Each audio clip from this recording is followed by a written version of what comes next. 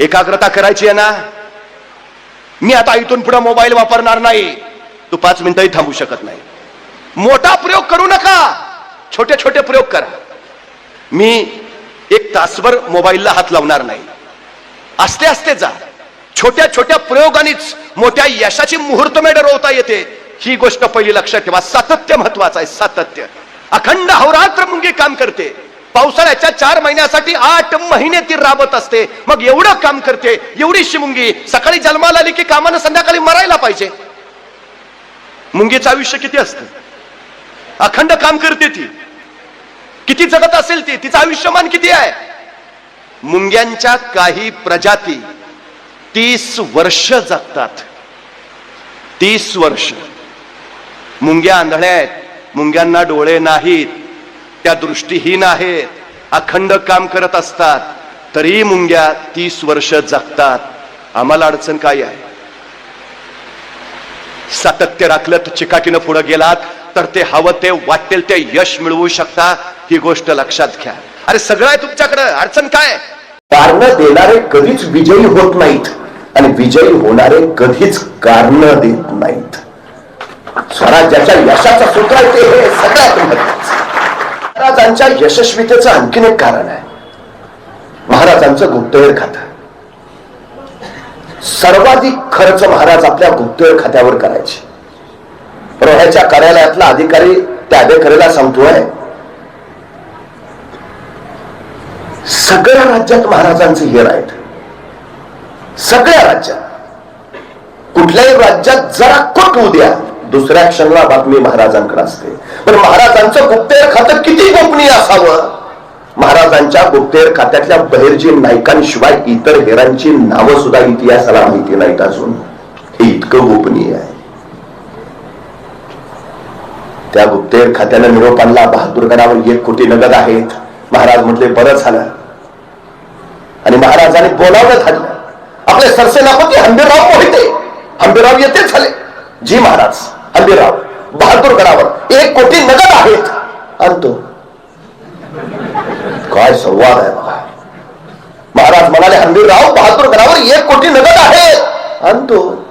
कारण देणं प्रकारच नाही.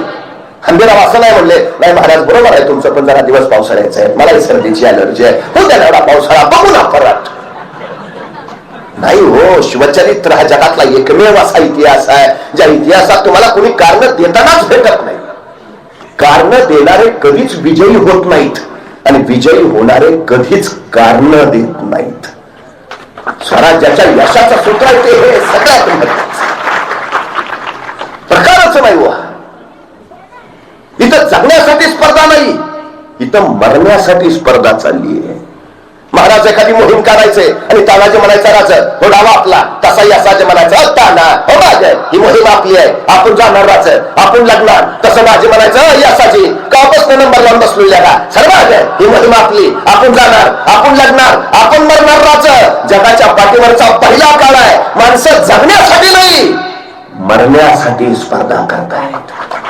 कारण देणं प्रकारच नाही. महाराजांनी सांगितलं, हंबीरराव बहादूरगडावर 1 कोटी नगद आहे. आणतो. आणणं सोपं आहे.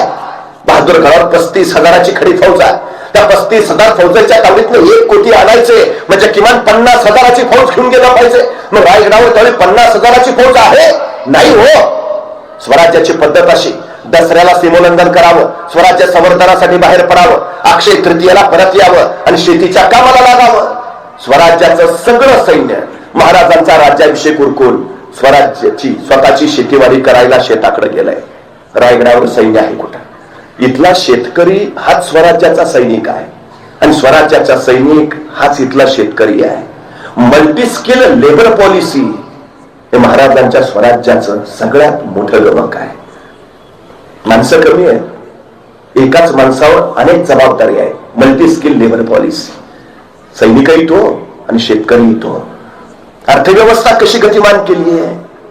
पूर्वी बरं होतं, आमच्याकडे 100 एकर जमीन होती, मग 4 वाटे झाले, त्यांची 12 पोरं, परत 12 वाटे झाले, आता 6.25 एकर आले. महाराजांनी तसं नाही केलं. एक मुलगा शेती करत असेल तर दुसरा सैन्यात होता, तोही दसऱ्यानंतर स्वराज्यासाठी मुलुकगिरीला जायचा. त्यामुळे सैनिकाचा पगार घरी येत होता. दुष्काळ पडला, अतिवृष्टी झाली, अडचण होत नव्हती. पर्याय तयार करून ठेवलेले महाराजांनी. हे महाराजांच्या स्वराज्याचं वैशिष्ट्य आहे. शून्य दरानं शेतकऱ्यांना कर्ज देणारा पहिला राजा आहे छत्रपती शिवाजी महाराज. अहो, दुष्काळ किती भयान पडलाय त्यावेळी. सुलतानी कोसळलीच आहे, आसमानी सुद्धा ढासळली. इतका दुष्काळ की भुकेपोटी बापाची नजर मेल्या जनावराच्या प्रेतावर पडू लागली आणि पोटासाठी बापाची नजर पोराच्या मांसावर जाऊ लागली. इतकी भयान अवस्था. पण इतकी भयान असताना सुद्धा छत्रपती शिवाजी महाराजांच्या काळात महाराष्ट्रातल्या एकाही शेतकऱ्यानं आत्महत्या केली नाही. हे शिवशाहीचं यश आम्हाला मानावंच लागेल. महाराजांनी मातीत नाही, मातीसाठी मरणारी माणसं उभा केली. हे वैशिष्ट्य. राज्याभिषेक झाला पावसाळ्यात. सगळं सैनिक शेतीवाडी करायला. मग रायगडावर सैन्य आहे कुठं? 35,000 फौजेच्या ताब्यात 1 कोटी आणायचं तर 50,000 सैन्य हवं. रायगडावर सैन्य आहे कुठं? आपल्याकडे दंगल झाली, आणीबाणी आली की राज्य राखीव दल येतं. राज्य राखीव दल ही संकल्पना सुद्धा शिवाजी महाराजांची. रायगडावर कायम 10,000ची रिझर्व्ह फोर्स असायची कायम. राज्याभिषेकाच्या वेळी महाराजांनी स्वराज्याची घटना बनवली आहे. आता मी छत्रपती आहे कसंच नाही, अजिबात नाही. घटना बनवली, ज्याला आम्ही कानून जाप्ता म्हणतो. अष्टप्रधान मंडळ तयार केलं. अष्टप्रधान मंडळाचे 30 विभाग केले. 30 विभागात 600 कर्मचारी नेमले. त्यांचे नियम, नियमावली, कार्य, कर्तव्य सगळं ठरल्यानुसार अजिबात चूक चालत नव्हती. अहो, अनाजी दत्तो चिटणीस एका शेतकऱ्याचे 2 आणे देणं बाकी ठेवलं. महाराजांना कळालं आणि संतापले महाराज. त्या गरीबाचे 2 आणे काय म्हणून बाकी ठेवले? याचा कुसूर झाला तर स्वामी जीवेच मारेतील. अष्टप्रधान मंडळातला माणूस आहे. 2 आणे द्यायचं ठेवलं. महाराज सांगतात स्वामी जीवेच मारेतील. काय विलक्षण प्रशासन असेल महाराजांचं. किती काळजी घेतली महाराजांनी रयतेची. का हंबीरराव म्हणताय तो कारण न देता चला आणतो. सिद्धीच्या बेड्यात महाराज अडकलेत. 65,000ची सिद्धीचे बोट पन्हाळ्याला बेड्या टाकून बसली आहे. 1 डिसेंबर 1659 महाराजांनी पन्हाळगड जिंकला आणि त्याच्यानंतर काही दिवसात त्या पन्हाळ्याच्या पायथ्याच्या गावातली तरणीबाण थोडं स्वराज्यात दाखल झाली. त्यातच एक जण होता पन्हाळ्याच्या पायथ्याच्या नेबापूर गावचा शिवा काशीद. नावराजांचं दिसायचाही हुबहू राजांसारखा. 6 महिने झालं बेडा उठेना. राजाच्या लक्षात आलं शक्तीपेक्षा युक्तीचा वापर केला पाहिजे आणि त्या दिवशी राजाने बोलावलं धाडलं नुकत्याच स्वराज्यात आलेल्या हुबहू आपल्यासारख्या दिसणाऱ्या या शिवा काशीदला. राजाने विचारलं, शिवा आमचं रूप घेतोस? हे शिवा सिद्धीच्या भीतीला जातोस? होय रे शिवा, मरायला तयार होतोस? शिवा म्हणला होतो. झाला केला. 6 महिन्याची ओळख आहे फक्त महाराजांनी शिवा काशीद. 6 महिन्याची. या 6 महिन्याच्या ओळखीत असं काय पेरलं असेल महाराजांनी या शिवा काशीदच्या उरात की शिवा काशीद मरायला तयार व्हावे? काय त्याच पावसाळ्यात बाजारी रात्री महाराज बाजी प्रभू फुलाची प्रभावी बांधव सेना घेऊन पन्हाळ्याच्या पश्चिमेकडनं निघाले. 21 तासाचा अखंड प्रवास करून मसाईच्या पठारावर पोहोचले आणि त्यावेळी चाहून लागली सिद्धीची फौज पाटलागावर आहे. बाजी प्रभू महाराजांना म्हणाले, राजा निवे लोक घेऊन आपण पुढे निघा. आम्ही निवे लोक झुंजितो, साहेबकारी आम्ही मरितो. आमच्या मुलालेकरांसाठी महाराज साहेब समर्थ. काय म्हणतायत बाजी प्रभू? निमे लोक घेऊन तुम्ही पुढे निघा. राजे म्हणजे नाही नाही बाजी इथंच सारे लढू सोबत लढू. नाही राजा लाख मेले तरी चालतील पण लाखाचा पोशिंदा वाचला पाहिजे. राजाने अखेर राजे निमे लोक घेऊन पुढे निघाले. पण मला बाजी प्रभूंचे बोल फार मोलाचे वाटतात. काय सांगताय? साहेबकारी आम्ही मरितो. तयारी आहे मरायची, समर्पित व्हायची, काहीच हरकत नाही. आणि पुढे काय म्हणतायत? का आमच्या मुलालेकरांसाठी महाराज साहेब समर्थ. आम्हाला काळजी करायचं कारणच काय? महाराजांनी इतकी व्यवस्था लावून दिली आहे, गरजच नाही. काळजी करण्यासारखं मार्ग काही नाही. आम्ही स्वराज्यासाठी हसत हसत म्हणतो. बघता बघता त्याच्या खिंडीमध्ये रण पेटलं. बाजी कडाडत राहील. जाऊन सांगा त्या यमाला जोपर्यंत जोपर्यंत राजे विशाळगडावर पोहोचल्याचे तोपर्यंत आवाज कानावर परत नाही, तोपर्यंत हा माझे प्राण सोडणार नाही. राजे विशाळगडावर पोहोचल्याचे तोफांचे आवाज झाले आणि शिर तुटले, बाजी कोसळले, स्वराज्यासाठी समर्पित झाले. फुलाजी प्रभू, बांधव सेना सारे मारले गेले. गजखिंड पावनखिंड झाले. बाजी प्रभू, फुलाजी प्रभू स्वराज्यासाठी समर्पित झाल्यावर महाराज त्यांच्या सिंध या गावी गेले. त्यांच्या कुटुंबियांचं सांत्वन केलं. बाजी प्रभू, फुलाजी प्रभूंना एकूण 8 मुलं. त्यांच्या 8ही मुलांना महाराजांनी स्वराज्याच्या सेवेत दाखल करून घेतलं.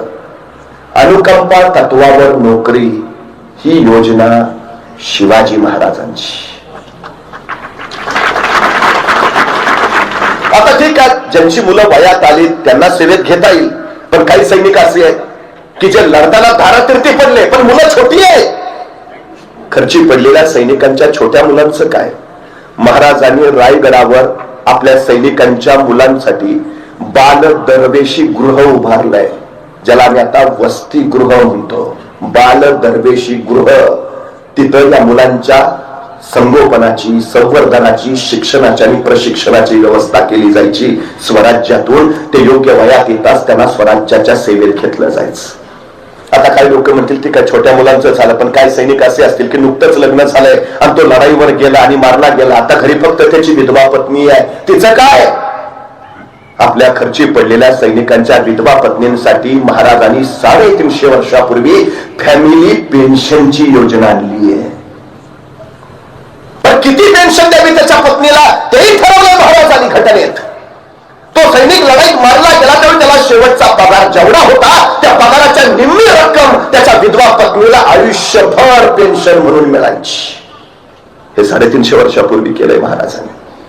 बरं ठीक आहे, तुम्ही मला विधवा पत्नींचंही झालं, पण काही सैनिक असे असतील अजून लग्नच झालं नाही, तो लढाईला गेला, मारला गेला, घरी फक्त आता वृद्ध आईवडील आहेत, त्यांचं काय? आपल्या सैनिकांच्या वृद्ध आईवडिलांसाठी महाराजांनी आडीशेरी नावाची योजना चालू केली आहे.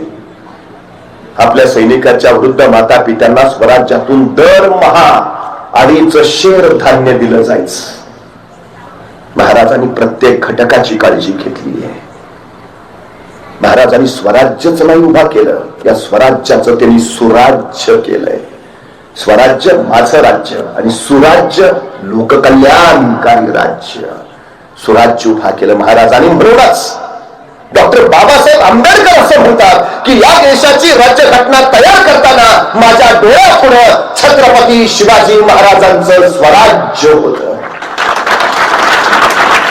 एवढंच नव्हे, आपल्या प्रत्येक पत्राची सुरुवात डॉक्टर बाबासाहेब आंबेडकर जय शिवराय लिहायचे आणि मग खाली लिहायला सुरुवात करायचे. काय विलक्षण आहे. पाश्चात्य राष्ट्र आज छत्रपती शिवाजी महाराजांना व्यवस्थापनाचे विश्वगुरू मानतात.